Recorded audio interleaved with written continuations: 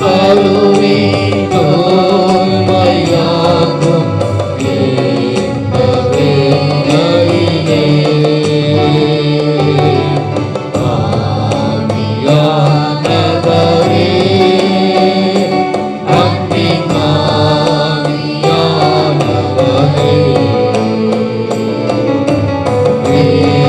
வேண்டுமாறும் இறங்கி வாரும் எங்கள் வாழ்க்கையிலே. வேண்டுமாறும் இறங்கி வாரும் எங்கள் வாழ்க்கையிலே. பரிசுத்த ஆவியானவரே, உம்மை விசுவாசிக்கிற எங்கள் நெஞ்ச நிரப்பி அன்பின் தீயை மூட்டியருளும். பற்பல மொழிகள் மூலமாக விசுவாசத்தை போதித்தருளும். உம்முடைய வசனமே சத்தியம் சுவாமி. ஆமென்.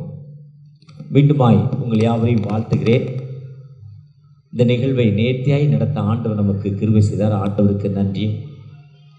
எல்லா நிலையிலும் சரியாக நடத்துவதற்கு சரியான ஒரு வழிவகுத்த ஆயரவருக்கும், அவரோடு துணை நின்ற கேட்டகிஸ்ட், திருச்சபையின் மூத்த மக்கள், வாலிப பிள்ளைகள், திருச்சபையின் பெண்கள் ஐக்கியம் ஒவ்வொருவரையும் வாழ்த்துகிறேன். என்ன பேசுவது என்று 25 ஆண்டுகள் கழித்து நம்ம இந்த சர்ச்சை திருச்சபைக்கு என்ன பேசுவது என்று நினைக்கிறப்ப 2-3 நாளாக எனக்கு ஆண்டவர், நான் காலையில் பைபிளை திருப்புறப்போ சங்கீதம் 73:1 சுத்த இதயமுள்ளவராய் என்று, சுத்த இதயமுள்ளவருக்கு தேவன் நல்லவர், எனக்கு ஏதோ உதவி செய்தார் நல்லவர், எனக்கு ஒரு திருமணம் செய்து வைத்தார் நல்லவர், எனக்கு ஒரு பணம் கொடுத்தார் நல்லவர், அப்படி பல காரியங்களை சொல்லி அந்த ஆயர் கூட இந்த நோட்டீஸில் என் பேரை கொஞ்சம் வித்தியாசமாக போட்டிருக்கிறார். நான் அதை விரும்பலை. இப்படி நம்ம நல்லவர் என்று.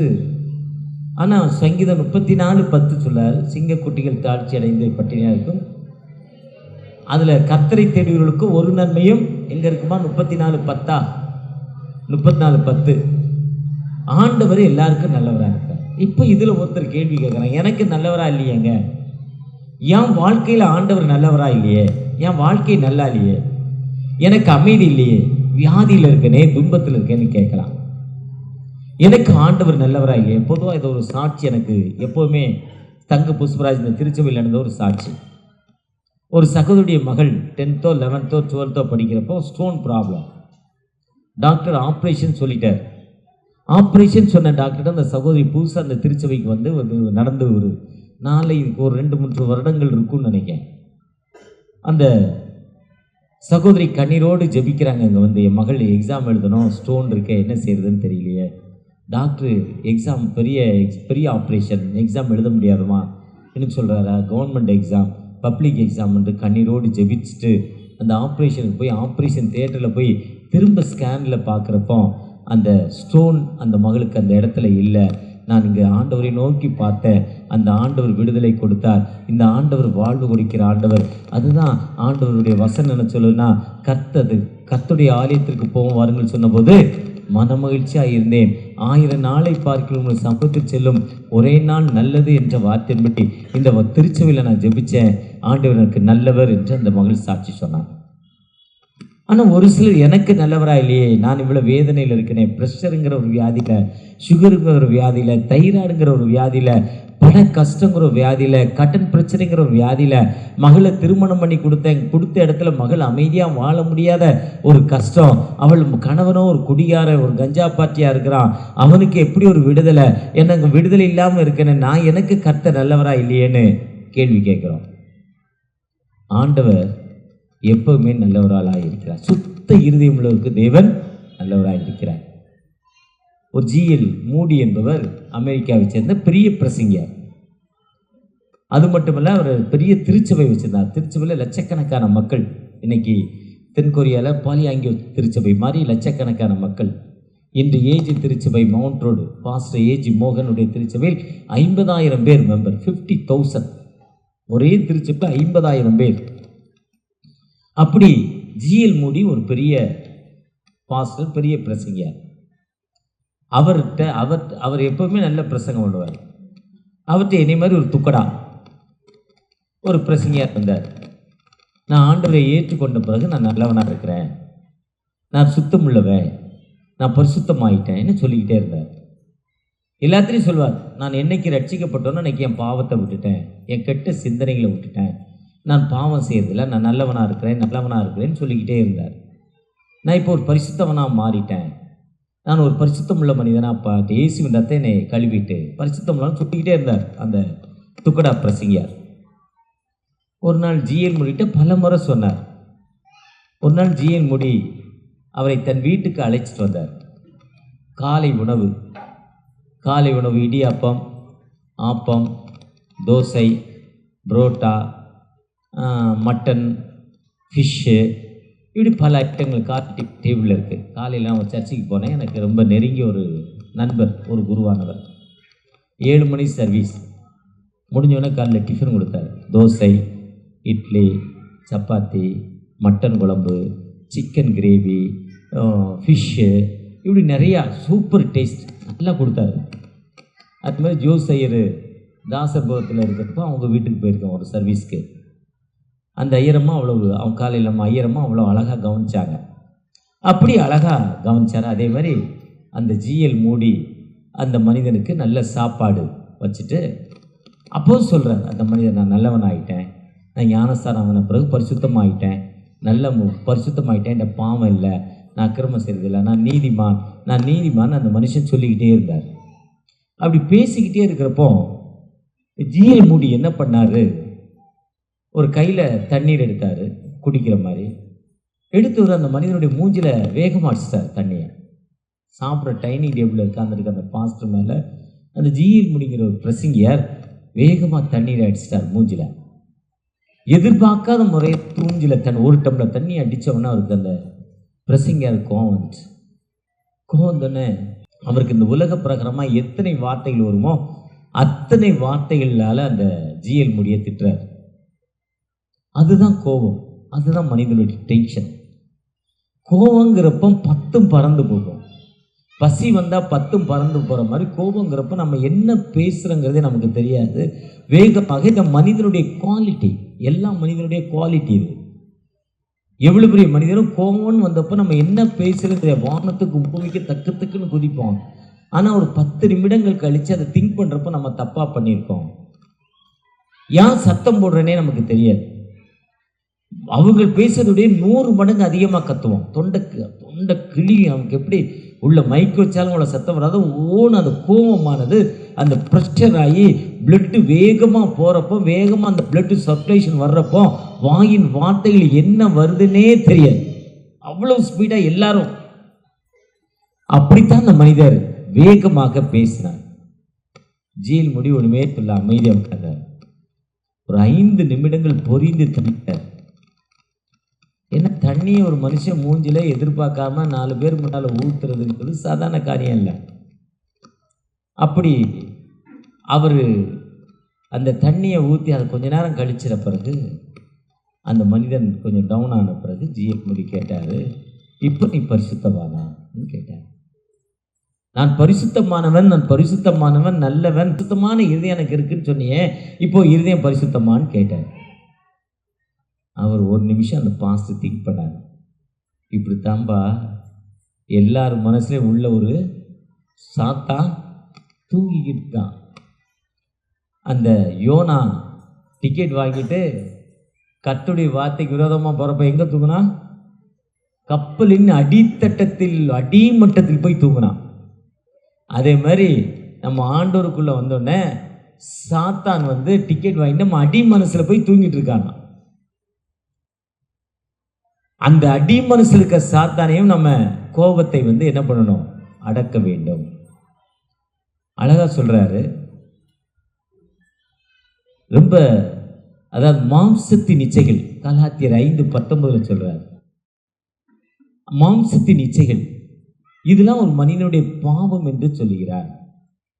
இதயமும் மகா திருக்கு உள்ளதும் கேடு உள்ளதும் என்று சொல்கிறார். இதயம் மகா திருக்கு உள்ளது, கேடு உள்ளது. இந்த இருதயம் நல்ல இல்லை, அந்த இருதயம் ரொம்ப மோசமா இருக்கு. அப்போ அந்த இதயத்துல அதுதான் அப்போஸ்தலர் 13:22 ஒரு துர்க்குணத்தை விட்டு ரோமர் 13:16 திருச்சி இச்சைகளுக்கு உன் உடலை பேணாமல் இருந்து. அப்போஸ்தலர் 8:22 துர்க்குணத்தை விட்டுங்கிறார். ரோமர் 13:14 உன் திருச்சி இச்சைகளுக்கு உன் உடலை பேணாமல் இருந்து. மாம்சத்தின் இச்சைகள் 19 காரியங்கள் அதில் சொல்வார். விபச்சாரம், வேசித்தனம், அசுத்தம், காமவிகாரம், பொய், களவு, திருடு, கோபம், இது எல்லாம் மாம்சத்தின் இச்சைகள். இதெல்லாம் விட்டுட்டு நீ ஆண்டவரை நோக்கி பாரு. அந்த ஆண்டவருக்கு தேவன் நல்லவராயிருக்கிறார். அந்த ஆண்டவருக்கு தேவன் நல்லவராயிருக்கிறார். எதுக்கு ஆண்டவர் எனக்கு உதவி செய்யல? எதுக்கு ஆண்டவர் என் வாழ்க்கையில முன்னேற்றமான பாதையில கொண்டு போல? எனக்கு ஏன் வாழ்வில்லை? நாம் ஏக்கத்தோடு ஆண்டவர்கிட்ட கேட்கிறோம். நான் பல முறை கேட்பது. நேற்று மாலை இங்கிருந்து போய் ஒரு பெரிய கூட்டம்னா கூட்டம் பெருசு இல்லை, பெரிய ஓப்பன் மைதானத்தில் பெரிய ஒரு ஸ்டேஜ். முன்னால் இருந்தது ஒரு 100 பேர் 150 பேர் தான். அதில் 30 பாஸ்டர், நான் வர்றேன்னு பாஸ்டர் வந்துட்டாங்க. 30 பேர் மக்கள், ஒரு 50-60 பேர், 50 பேர் கூட இருக்காது. ஆனால் அந்த சத்தத்தை ஆயிரக்கணக்கான மக்கள் சுற்றி வீடு இருக்கு கேட்குறாங்க. அதே மாதிரி கூட்டத்தில் பாஸ்டர் ஏசனா ஒரு மேடையில் பேசுகிறார். 1 மணி நேரம் ஒரு பாட்டு பாடினார். நசுரேயுடா என்னேசையா. இந்த மேடையில் வச்சு கடவுள்கிட்ட கேட்டேன், இந்த ஊரில், இந்த இடத்துல, இந்த கிராமத்தில் இந்த பாட்டு, இந்த பாட்டு போடுறப்போ 1000 பேய் ஓடிச்ச, நான் வந்தால் என் பேய் ஓட மாட்டேங்குன்னு ஒரு கேள்வி கேட்டேன். அப்போ தான் இந்த வசனம் எனக்கு கேட்கும், சுத்த இருதயங்களுக்கு தேவன். இப்போ நீங்கள் ஒரு கேள்வி கேட்டிருக்கீங்க கடவுள்கிட்ட, எனக்கே அந்த விடுதலை இல்லை, எனக்கே அந்த வாழ்வு இல்லை, எனக்கே ஆண்டவர் எனக்கு இல்லை. ஆனால் ஆண்டவர் சுத்த இருதயமுள்ளவருக்கு தேவன்.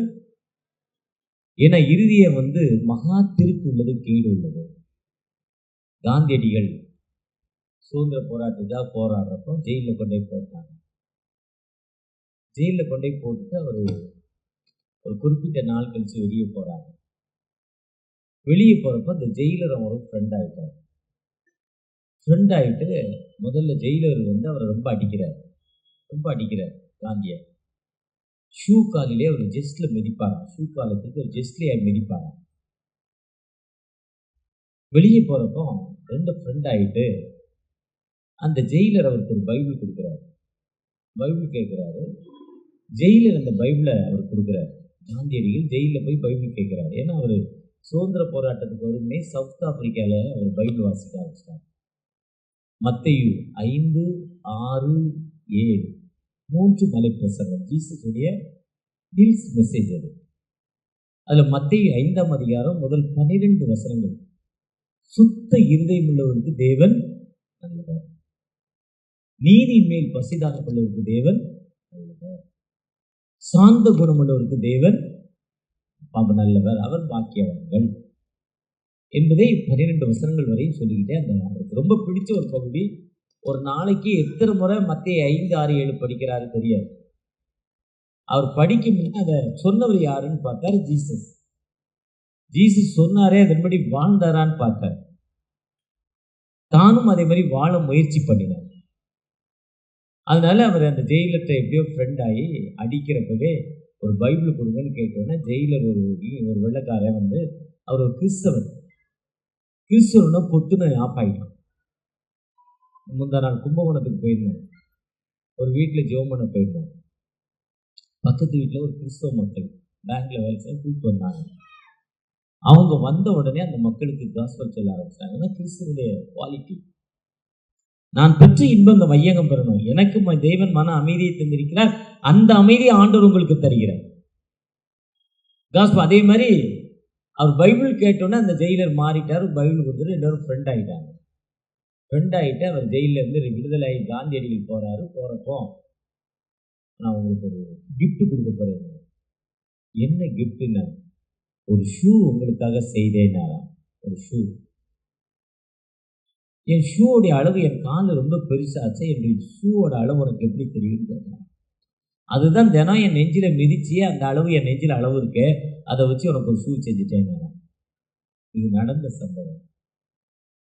இதுதான் சுத்த இருதயம். இதுதான் ஹோலினஸ், பரிசுத்தமான வாழ்வு. ஏன்னா கர்த்தருடைய அஸ்திவாரம் பரிசுத்த பர்வதங்களின் மேல் இருக்கிறது. சங்கீதம் 87:1 சொல்றாங்க.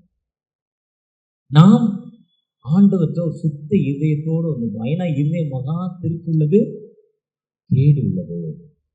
இது மனிதனுடைய இருதயம். ஒருவேளை 25 ஆண்டுகள் கடந்து வந்த யூபிலி ஆண்டுல இந்த பெரிய திருச்சபை கட்டி 5 ஆண்டுகள் ஆயிருக்கு. எனக்கு ஆண்டு ஒரு அற்புதத்தை செய்யலையே, என் வாழ்க்கையில் ஒரு முன்னேற்றமான வாழ்வில்லையே, எனக்கு ஒரு விடுதலை இல்லையேன்னு ஏக்கத்தோடு கேட்கிறப்போ அந்த ஆண்டவர் விடுதலை கொடுக்கும் ஆண்டவர். அவர் ஒரு துர்க்குணத்தை விட்டு மனம் திரும்புங்கள், அப்பொழுது பிழைப்பீர்கள். மனம் திரும்புங்கள், அப்பொழுது பரலோக ராஜ்யம், மனம் திரும்புங்கள், பரலோக ராஜ்யம் சமீபமாய் இருக்கு. நம் ஆண்டவற்றை எப்படி ஒரு மனம் திரும்புகிற மக்களாய் காணப்படுகிறோம். ஜிஎல் மூடிய மாதிரி இன்னொரு பிரசங்கர், பெரிய பிரசங்கர், அவற்ற ஒரு சின்ன பாஸ்டர் வந்து, அவர் நிறைய சர்ச், ஜிஎல் முடிதான் நினைக்கிறேன், பெரிய பாஸ்டர், நிறைய சர்ச்சஸ் அமெரிக்காவில். உங்க சர்ச்சில் ஒரு வாய்ப்பு, மெசேஜ் கொடுங்கன்னாராம். ஜிஎல் முடி பெரிய பிரசங்கர். கேட்டவர் சாதாரண ஒரு துக்கடா சின்ன பாஸ்டர். அவருக்கு மனசுல, ஆனா திரும்ப திரும்ப கேட்க, அடிமேல அடிச்சா கம்மி நகர்கிற மாதிரி திரும்ப திரும்ப கேட்கிறார். திரும்ப திரும்ப கேட்கிறப்போ ஒரு மெசேஜ், ஒரு சின்ன சர்ச்சை ஃபிக்ஸ் பண்ணி கொடுக்குறாரு. ஒரு 10 பேர் உள்ள சர்ச்சில் அங்கே போய் பிரசங்கம் பண்ணுன்னு அனுப்பி விடுறாரு. அனுப்பிட்டு தன் மனைவியும் கூட அனுப்பி, இந்த பையன் தொல்லை தாழ முடியாமல் நான் மெசேஜ் கொடுக்குறேன், அந்த பையன் எப்படி பிரசங்கம் பண்ணுறான் நீ பார்த்துருவான்னு மனைவியும் கூட அனுப்பிட்டார். ஒரு நாள் மாலை கூட்டம், சனிக்கிழமையுடைய மாலை கூட்டம், அந்த தம்பி பிரசங்கம் பண்ணுறாரு. 15 பேர் இருக்காங்க. கூட்டம் முடிஞ்ச பிறகு மனைவி வீட்டுக்கு வந்தோன்னா ஜிஎல் முடிக்கிறது, அந்த தம்பி எப்படி பிரசங்கம் பண்ணான். அந்த அம்மா சொல்றாங்க, உங்களோட நல்லா பேசுறேன். ஜிஎல் முடிய துணைவியார் சொல்றாங்க, பெரிய பிரசங்கர், பெரிய பாஸ்டர் பார்த்து அந்த அம்மா சொல்றாங்க, உங்களோட நல்லா பேசினான். அந்த பாஸ்டர் அங்க சர்ச்சில் இருக்க பாஸ்டருக்கு ஃபோன் பண்ணி, தங்க புஷ்பராஜ் மாதிரி ஒரு கேட்டகிஸ்ட், அவருக்கு ஃபோன் பண்ணி கேட்கிறோம், ஐயா நல்லா தான் பேசினாரு, மக்கள் விரும்பினாங்க. ஏன்னா என்னை விட நல்லா பேசிட்டானா? மனிதனுடைய எண்ணம் அது, மனிதனுடைய எண்ணம் அது. என்னை விட நல்லா பேசிட்டானா? மனிதனுடைய எண்ணம். உடனே ஞாயிற்றுக்கிழமை அவனை பேச சொல்லிட்டு ஜிஎல் முடிய அந்த மெசேஜ் கேட்க போய் சைடில் உட்காந்துட்டார். தங்க புஷ்பராஜ் மாதிரி இப்போ சைடில் உட்காந்துட்டார். இப்போ மெசேஜ் முடிஞ்சோடனே நிறைய பேர் ஜெபம் பண்ண வர்றாங்க. அதுல பக்கத்து வீட்டில் ஒரு கஞ்சா விற்கிறவனு ஜெபம் பண்ண வந்தான். கஞ்சா அடிக்கிறவன், கஞ்சா விற்கிறவன் ஜெபம் பண்ண வந்தான். தினமும் இவர் கூட ஜிஎல் முடியோட சண்டை போடுவான். தினமும் ஜிஎல் முடியோட சண்டை போடுவான். ஓ கிட்டலா, எங்களெல்லாம் திட்டுறிய, கஞ்சாங்கிறிய, அப்படி இப்படிங்கன்னு திட்டுறியன்னு தினமும் சண்டை போடுவான் முடிஞ்ச பிறகு. ஆனால் அவன் வந்து ஜெபம் பண்ண நிற்கிறான். ஜிஎல் முடிக்கு பெரிய ஷாக். எப்படி அவன் வந்து ஜெபம் பண்ண நிற்கிறாங்கிற பெரிய ஷாக். அப்போ ஜிஎல் முடி எழுந்து அவங்க போய், எப்படிப்பா எந்த தினம் சண்டை போடுவேப்பா வாரம் வாரம், இன்னைக்கு ஜெபம் பண்ண இன்னைக்கு எப்படின்னா, நீ கஞ்சா குடிக்கிறது தப்புன்னு என்னை திட்டின, ஆனால் அவரு சொல்றாரு கடவுள் உன்னை மன்னித்து விட்டாருங்கிறாரு, கடவுள் உனக்கு விடுதலை கொடுக்கிறாருங்கிறாரு. உன்னுடைய மெசேஜுக்கும் அவனுடைய மெசேஜுக்கு வித்தியாசம் இதுதான். இந்த கடவுள் வாழ்வு கொடுக்கிறவர்னு சொல்றாரு, உன்னை நேசிக்கிறாருன்னு சொல்றாரு. அதுதான் நாம் நம்முடைய இதயத்தின் நினைவுகளை நினைந்து கர்த்தத்தை திரும்புறப்போ கர்த்தர் விடுதலை கொடுக்கும் ஆண்டவர், அவர் வாழ்வு கொடுக்கும் ஆண்டவர். ஆண்டோடைய சன்னிதானத்தில் தகப்பனே எனக்கு ஒரு விடுதலை கொடுவன்னு கேட்கிறப்போ நிச்சயமாக ஒரு விடுதலை கொடுத்த ஒரு உயிருள்ள ஆண்டவர் நம்மோடு கடந்து வந்திருக்கிறார். அவரை நோக்கி பார்த்த முகங்கள் ஒரு காலம் வைக்கப்பட்டு போனதில்லை. தகப்பனே நீ ஒரு பிளஸ் பண்ணுங்க தகப்பனே, உம்முடைய கிருபை எனக்கு தாங்க தகப்பனே, உம்முடைய இரக்கத்தை எனக்கு தாங்க தகப்பேன்னு கேட்கிறப்போ சுத்த இருதயம் உள்ள ஒரு ஆண்டவர் நல்லவராய் இருக்கிறார். தன்னை உணர்ந்து, தன் பிழைகளை உணர்ந்து, 1 Corinthians 11 தன்னைத்தான் சோதித்தறிந்து, சங்கீதம் 19:12 தன் பிழைகளை உணர்ந்து, நீதிமொழிகள் 28:13 தன் பாவங்களை மறைக்கிறவன் வாழ்வடைய மாட்டான். உணர்ந்து ஆண்டவரை நோக்கி பார்க்கிறப்போ அந்த ஆண்டவர் நமக்கு விடுதலை கொடுக்க ஒரு ஆயத்தம் உள்ளவராயிருக்கிறார். அவரை நோக்கி, தகப்பனே எனக்கு ஒரு வாழ்வு கொடுங்க, உம்முடைய கிருபையை தாங்க தகப்பனே, உம்முடைய இரக்கத்தை தாங்க தகப்பனே, என்னை பிளஸ் பண்ணுங்க தகப்பனே, நேற்றிலிருந்து உம்முடைய சன்னிதானத்தில் இருக்கிற தகப்பனே, இன்னைக்கு எனக்கு ஒரு விடுதலை தர வேண்டுமாய், எனக்கு ஒரு விடுதலை தர வேண்டுமாய், நான் உம்முடைய பாதத்தில் என் இருதயத்தின் மகா திருக்குள்ளை நினைவுகளை விட்டுட்டு உம்முடைய பாதத்தில் திரும்பி வரேன், மனம் திரும்புகள் பரலோகராஜ்யம் சமீபமாய் இருக்குன்னு சொன்னீங்க, எனக்கு ஒரு விடுதலை தாங்க தகப்பனே. நோக்கி பார்ப்போமா? காக்கும் கரங்கள் உண்டனக்கு காத்திடுவார் கிருபையாலே.